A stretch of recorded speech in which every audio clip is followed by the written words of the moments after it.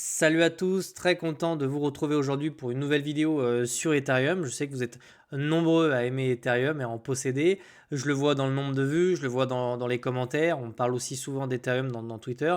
Donc aujourd'hui, on va vraiment rentrer dans le détail. On va décortiquer vraiment cette pattern-là. Je vais vous donner mon analyse technique comme j'ai l'habitude de le faire.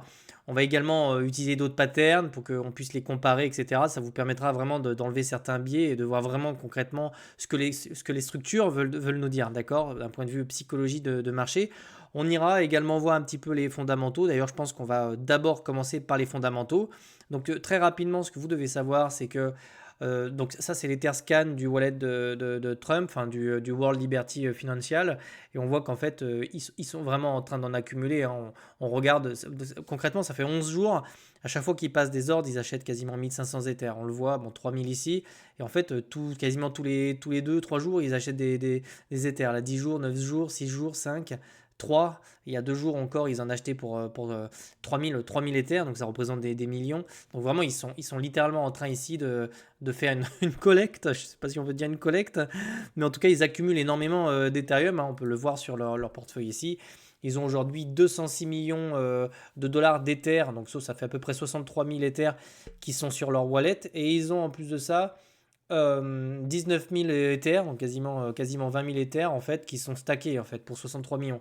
Donc on peut dire que le World Liberty Financial qui appartient à Trump et sa famille ont quand même énormément de conviction en Ethereum. Et d'un point de vue totalement technique, je peux le comprendre. Si on s'enlève les biais, c'est un actif, un, qui est le plus gros d'un point de vue écosystème sur le marché. Deux, il est juste après Bitcoin, c'est la deuxième crypto capitalisée quand même. Trois, on a quand même des nouvelles qui sont quand même intéressantes. J'ai vu, il y avait pas mal de choses qui sont sorties ces derniers jours sur Ethereum. Et quatre, il est sous-évalué. On ne peut pas dire le contraire par rapport à certains tokens comme Solana qui a un carburant principalement sur les mêmes coins, etc. C'est ça qui fait la force de Solana. Ethereum est un actif sous-évalué. C'est-à-dire que la demande devrait être beaucoup plus forte sur un actif comme Ethereum. Donc c'est normal en fait que vous avez des fonds d'investissement qui se positionnent sur Ethereum parce que son prix d'un point de vue technique, il reste extrêmement attractif d'un point de vue simplement technique. On est encore sur des niveaux de prix qui sont vraiment intéressants. Donc maintenant on va vraiment rentrer dans la technique. Je le maintiens, hein. Je pense qu'Ether est toujours sous-évalué, passage, hein. On a vraiment en fait cette pattern qui se met en place et on va la décortiquer et tu verras, tu vas mieux comprendre ce que ça veut dire. Donc on est vraiment en fait ici sur une dynamique qui est baissière, d'accord. Donc ce genre de structure, c'est vraiment en réalité, c'est des structures qui sont baissières sur des petites unités de temps, mais si tu dézoomes sur la charte, en fait, en réalité, c'est très souvent des bull flags et on vient s'échapper de ça par le haut. Pourquoi par le haut? Parce qu'en général, dans les tendances haussières, on résout ce genre de structure tout simplement par le haut. C'était exactement ce qu'on avait fait avec le bull flag sur Bitcoin. Ici, c'est jusqu'à preuve du contraire, nous sommes toujours dans un marché haussier. Donc Ether a toutes les raisons en fait ici de break à la hausse. Alors les contractions sont plutôt de l'ordre de 50-50, mais lorsqu'on a des continuations haussières sur des marchés haussiers, c'est plutôt un peu plus, hein, c'est plus, hein. Donc on peut plutôt se dire qu'ici on est sur un bull flag. Ce qui est très intéressant ici, et là je vais t'expliquer en fait ce qui se passe ici sur MACD, tu vois qu'on a un volume en fait qui est croissant ici, d'accord. Donc ce que ça veut nous dire fondamentalement, c'est qu'on a beaucoup plus de mal en fait à venir chercher des plus bas. C'est-à-dire qu'on a de moins en moins de vendeurs sur ces niveaux-là. Et au contraire, on a même de plus en plus d'acheteurs. C'est-à-dire qu'on peut mettre le volume à gamme fixe pour regarder un petit peu ce qui se passe ici, mais on a un énorme volume qui s'échange en fait sur ces niveaux-là. Et d'ailleurs, c'est intéressant de voir que c'est presque de la capitulation sur ces niveaux-là. C'est-à-dire que le volume que tu vois rouge, c'est limite de la vente au marché, d'accord. Alors qu'on sait que Trump, par exemple, achète énormément d'Ether sur ces niveaux-là. Donc vous avez probablement des personnes qui sont juste, on va le dire, hein, désespérées de voir le prix d'Ether, de ne pas voir un retour sur investissement, et qui vendent leur Ether en fait sur des niveaux qui sont extrêmement attractifs d'un point de vue prix-marché, franchement, hein. Donc à mon avis, ici, on a de la capitulation, enfin on n'est pas loin d'avoir de la capitulation. Donc, pour le moment, momentum baissier, mais on a de plus en plus de mal en fait à venir chercher des creux de plus en plus bas, parce qu'on le voit ici, d'accord.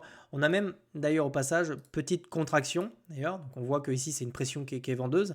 Mais alors, tout comme les triangles, on fait vraiment de théorie aujourd'hui, je suis désolé, mais pour vous expliquer ça, c'est pareil, hein, quand vous avez un triangle, en fait, et que vous avez quelque chose qui vient pousser comme ça, c'est exact.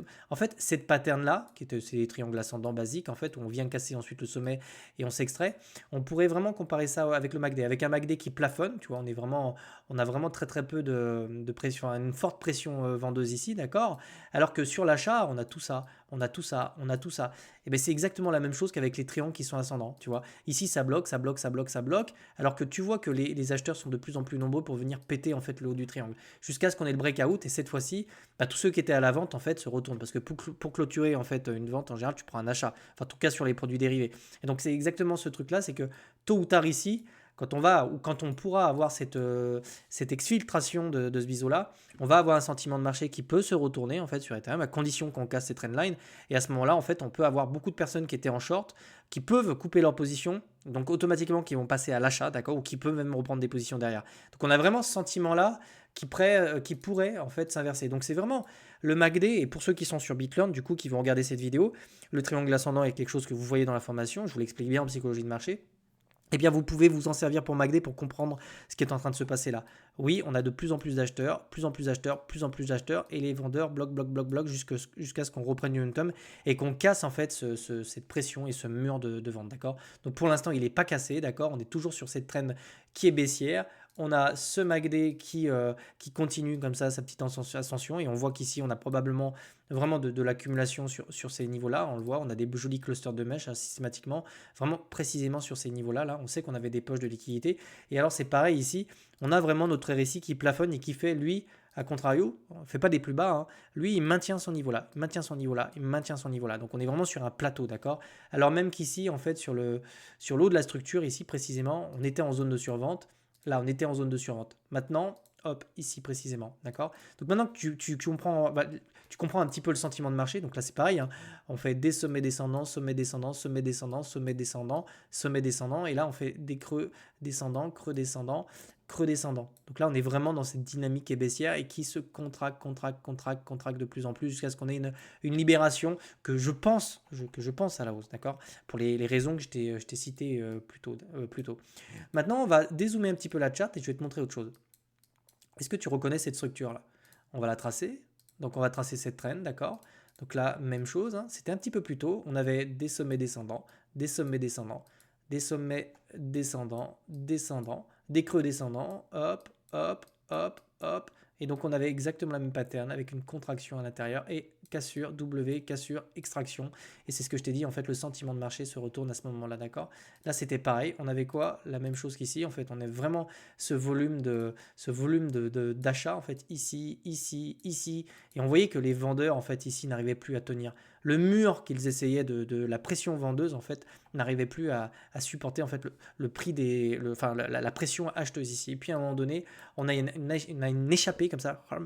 Et puis on vient casser en fait la trend, et à ce moment-là on a vraiment ce mouvement de libération.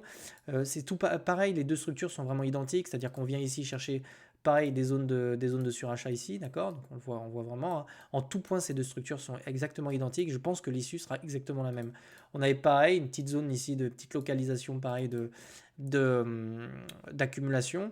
Tout pareil sur le RSI, on avait cette espèce de plateau ici, et on voyait que même si sur le prix on venait faire vraiment des plus bas, des plus bas, des plus bas, eh bien ici on le faisait plus, on faisait un plateau comme ici. Donc ça montre en fait qu'il y a une tension comme ça.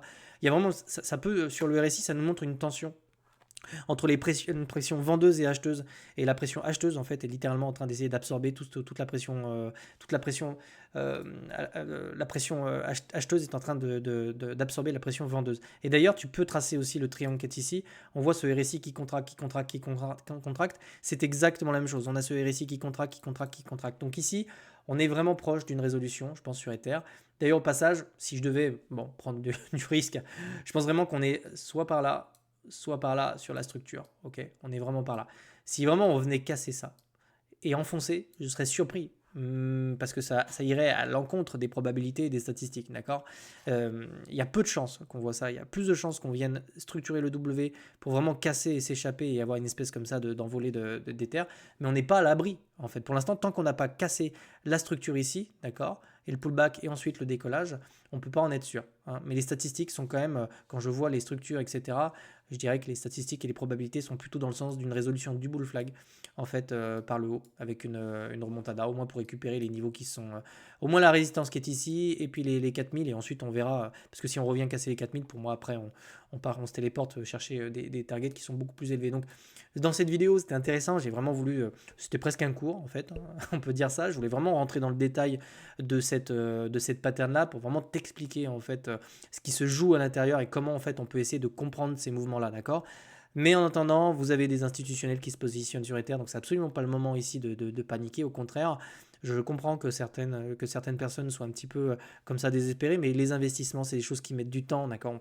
On peut pas aller plus vite que la lumière. Il faut se positionner au bon moment, en acheter au bon moment, et ensuite c'est la patience qui fera que vous allez gagner de l'argent, d'accord? Ether, vous n'êtes pas sur un shitcoin, ok? Je le répète, les fondamentaux sont solides.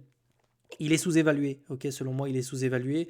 Il y a un arbitrage qui se fera, vous inquiétez pas. De la part des institutions, vous avez toujours un arbitrage qui se fait. Quand vous avez des soldes dans un magasin sur un actif qui est extrêmement recherché, eh bien à un moment donné, vous avez des personnes qui vont l'acheter parce que ça devient juste intéressant, d'accord? Et croyez-moi, les institutionnels le savent très bien. On n'est pas à l'abri d'avoir un ETF stacking ou ce genre de nouvelles. Et je préfère vous dire, autant être positionné à ce moment-là, d'accord? Et tant que le marché est haussier, il n'y a aucune raison de se dire qu'ici, on ne va pas break ce triangle par le haut, mais je continuerai à mettre à jour, hein, ça. C'est vraiment, faut vraiment rester pragmatique ici, et je pense qu'il faut être patient. Donc, on est probablement sur la fin de cette correction, et on va probablement essayer de structurer quelque chose sur le bout de ce bull flag pour essayer d'en sortir. Voilà. En tout cas, moi, je le surveille parce que ça m'intéressera de prendre le break. Voilà. Si cette vidéo t'a plu, eh bien, n'hésite pas à me suivre, n'hésite pas à mettre un petit pouce, un commentaire, hein, d'ailleurs. Dis-moi si tu veux que je fasse une analyse technique sur un token que tu aimes bien. Et puis sinon, si tu veux te former et apprendre tout ça, tu es le bienvenu sur BitLearn. Tu as tous les liens dans la description. Tu cliques et tu peux directement arriver sur le site. Je te souhaite de passer une excellente journée et puis je te retrouve la semaine prochaine. Ciao, ciao.